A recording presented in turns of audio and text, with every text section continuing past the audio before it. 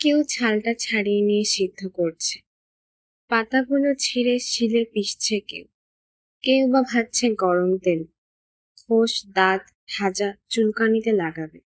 চর্মরোগের অব্যর্থ মহৌষধ।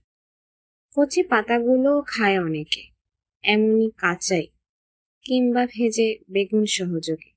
যকৃতের পক্ষে ভারী উপকার। কচি ডালগুলো ভেঙে চিবোয় কত লোক, দাঁত ভালো থাকে। কবিরাজরা প্রশংসায় পঞ্চমুখ। বাড়ির পাশে গজালে বিজ্ঞরা খুশি হন, বলেন নিমের হাওয়া ভালো, থাক কেটো না। কাটে না, কিন্তু যত্নও করে না। আবর্জনা জমে এসে চারিদিকে, শান দিয়ে বাঁধিয়েও দেয় কেউ, সে আরেক আবর্জনা। হঠাৎ একদিন একটা নতুন ধরনের লোক এলো, মুগ্ধ দৃষ্টিতে চেয়ে রইল নিম গাছের দিক। ছাল তুললে না, পাতা ছিঁড়লে না, ডাল ভাঙলে না, মুগ্ধ দৃষ্টিতে চেয়ে রইল শুধু। বলে উঠল, বাহ কি সুন্দর পাতাগুলো, কি রূপ! থোকা থোকা ফুলেরই বা কি বাহার! এক ঝাঁক নক্ষত্র নেমে এসেছে যেন নীল আকাশ থেকে সবুজ সায়রে। বাহ! খানিকক্ষণ চেয়ে থেকে চলে গেল। কবিরাজ নয়, কবি।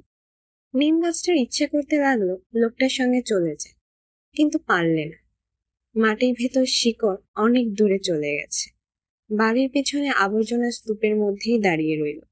ওদের বাড়ির গৃহকর্ম নিপুণা লক্ষ্মী বউটার ঠিক এই দশা।